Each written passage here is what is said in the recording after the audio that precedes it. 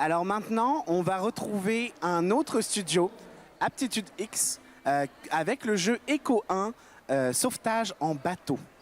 Bonjour, je suis avec Antoine Carré. Bonjour Antoine. Jérémy? Ah ok, Jérémy Lachance, ça a changé. Comment vas-tu? Ça va bien, merci.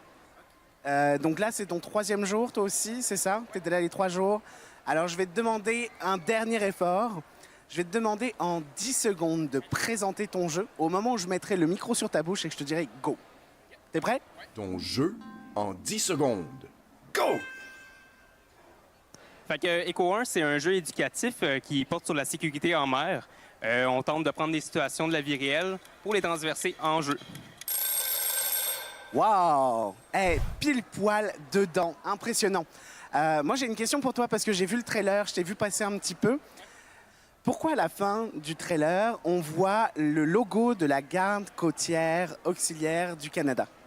Ben, l'idée de base provient un peu grâce à la mascotte de la garde côtière.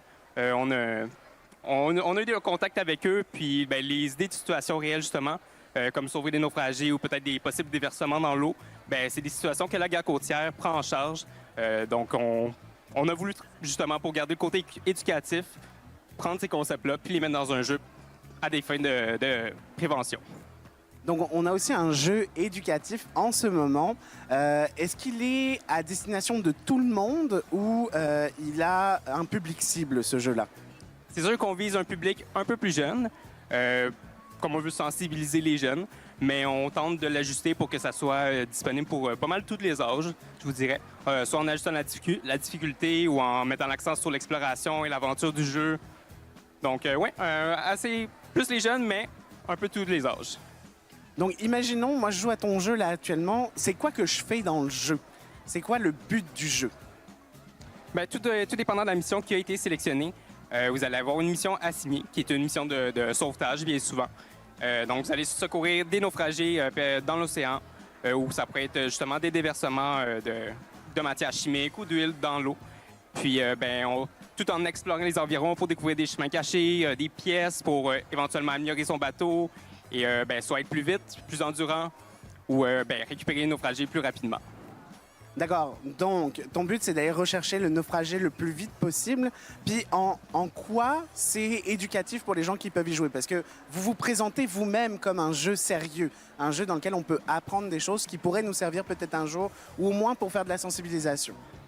Oui, bien, au niveau des missions, on montre quel type de situation qui est pris en charge, par exemple par la garde côtière ou tout autre type de service de sécurité. Mais sinon, on tente d'éduquer aussi sur la fonction des bouées, comment les reconnaître, comment les lire pour bien naviguer sur les eaux. Aussi, la navigation entre les bateaux qu'on prend en charge, qu'on aimerait éduquer.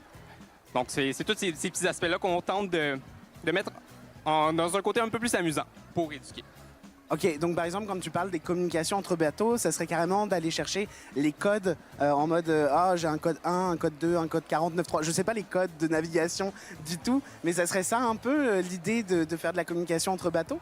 Non, en fait, ça serait un peu trop complexe pour le public cible, fait que ça serait un peu plus simple. Lorsqu'on voit un bateau s'approcher, il y a certaines procédures à avoir, comme allumer les lumières pour signaler notre passage du bon côté. C'est plus à ce niveau-là de communication sans avoir à entrer en communication complexe. OK. Puis est-ce qu'il y aurait genre un mode très challenge là-dedans? Ce serait quoi le plus difficile pour un joueur quand on joue à ce jeu-là? Le plus difficile, c'est sûr que les mini-jeux vont représenter un petit défi, une petite partie du défi, mais je pense que ça va être de respecter le tout dans les temps sans endommager son bateau. Parce qu'il y a une petite contrainte qu'on a, c'est le plus qu'on endommage son bateau, le plus lent on devient. Donc, ça crée une petite contrainte qui joue sur le temps. Donc, c'est vraiment de ramener son bateau en un morceau avec les naufragés dans les temps impartis. OK, je dis ça comme ça, je sais que ton public cible, c'est les jeunes, mais je verrais bien des speedrunners jouer à ce genre de jeu, en mode je vais aller sauver le plus rapidement possible les gens. Ce serait vraiment excellent. Et là, tu m'as parlé de mini-jeux. Ça veut dire que dans le jeu, il y a aussi des mini-jeux qui sont intégrés en plus? Mais en fait, juste pour le sauvetage d'un naufragé, je dis mini-jeu parce qu'il y a un genre de petit jeu supplémentaire. Donc, on positionne son bateau à un certain endroit, puis on a On a une interface utilisateur qui s'affiche pour où est-ce qu'on doit lancer la bouée au bon endroit. Donc ça, j'appelle ça un petit mini-jeu. Ça serait le genre de petit mini-jeu qui serait utilisé pour effectuer les missions de sauvetage. OK, un peu comme genre un système d'attrape, quand on attrape les peluches là, dans les machines à attraper les peluches. OK, vraiment intéressant. Où est-ce qu'on peut retrouver ton jeu? Qu'est-ce qu'on peut avoir accès en ce moment? Et est-ce qu'il y a une fenêtre de sortie, une fenêtre de... Bref, comment on fait pour retrouver ton jeu? Bien, pour le moment, on est en fait en train de rechercher du financement. On est encore dans la phase prototypage. Mais évidemment, si on réussit à trouver quelque chose pour financer le projet, bien, on continuerait d'avancer quelques niveaux. Puis je pense qu'on aurait tous les effectifs nécessaires pour peut-être sortir le jeu d'ici 1 an, si je suis pas trop ambitieux. Mais c'est à voir encore, tout dépendant des circonstances. OK, ben incroyable ce prototype. Et honnêtement, pour avoir vu la démo se jouer, il y a vraiment déjà du bon stock. Donc, on leur souhaite bonne chance. Sensibiliser les gens, c'est important, surtout pour la santé en mer. Je vous remercie. On vient de faire 2 beaux studios. Je pense qu'on va retourner sur la scène principale. Et on se retrouve dans quelques minutes, grosses minutes, pour 2 autres studios. Merci beaucoup à toi.